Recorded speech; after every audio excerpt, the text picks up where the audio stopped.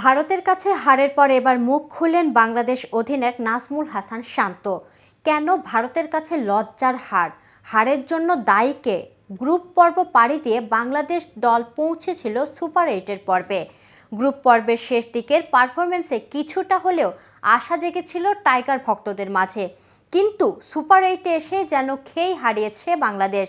অস্ট্রেলিয়ার বিপক্ষে হারের পর ভারতের বিপক্ষেও একই ফল। 2024 সালের টি-20 বিশ্বকাপ থেকেও বিদায়টাও তাই এক প্রকার নিশ্চিত হয়ে গেল বাংলাদেশের জন্য। টাইগারদের এমন পরিস্থিতিতে ভারতের কাছে লজ্জাজনকভাবে হেরে এবার মুখ খুললেন বাংলাদেশ অধিনায়ক নাজমুল হাসান শান্ত। কেন ভারতের কাছে লজ্জার হার? হারের জন্য দায়ী কে? বিস্তারিত থাকছে প্রতিবেদনের বাকি অংশে। আর এ বিষয়ে বিস্তারিত জানাতে কেটিভি ক্রিকেট থেকে আমি ইফাত আরা মিথিলা রয়েছে আপনাদের সাথে। সুপার এইটে নিজেদের দ্বিতীয় ম্যাচে আজ শনিবার ভারতের বিপক্ষে মাঠে নেমেছিল টাইগাররা। এন্টিগায় টস হেরে ব্যাট করতে নেমে শুরুটা ভালো করে ভারত, তবে দলীয় 39 রানে ফিরে যান রোহিত শর্মা। এরপর বিরাট কোহলি এবং হার্দিক পান্ডিয়ার ব্যাটে চড়ে ভারত সংগ্রহ করে 196 রান। পাহাড় সম রান টপকে জয়ের জন্য ব্যাট করতে নেমে 13 রান করে বিদায় নেন লিটন দাস। ক্রিজে টিকে থকে ইনিংস বড় করতে ব্যর্থ তানজিদ হাসান তামিম। নাজমুল শান্ত ফিরে যান 40 রান করে। শেষ দিকে রিশাদ হোসেনের 24 রান কেবল হারের ব্যবধান কমিয়েছে। 20 ওভার শেষে বাংলাদেশ সংগ্রহ করে 8 উইকেট হারিয়ে 146 রান, ফলে 50 রানের জয় নিয়ে মাঠ ছাড়ে ভারত। বড় হারের পর বাংলাদেশ অধিনায়ক শান্ত জানিয়েছিলেন কারণ, হারের ব্যাখ্যার কথাও জানিয়ে তিনি বলেছিলেন ব্যাটিং ব্যর্থতার কথা। আমরা যখন ভারতকে ব্যাটে পাঠিয়েছিলাম তখন 160 থেকে 170 রান হবে ভেবেছিলাম, কিন্তু তারা ভালো ব্যাটিং করেছে, তাদের কৃতিত্ব এটা। আবহাওয়া এবং বাতাসের সমস্যা কিনা প্রশ্নে শান্ত বলেন, আমি মনে করি না এটি একটি সমস্যা।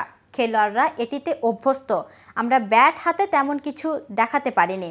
শান্তর কাঠগড়ায় পাওয়ার প্লেতে রান করতে না পারা, যখন আমরা 190 রান তাড়া করতে নেমেছিলাম, বিশেষ করে প্রথম 6 ওভারে আমাদের আরও বেশি কিছু দেখানো দরকার ছিল।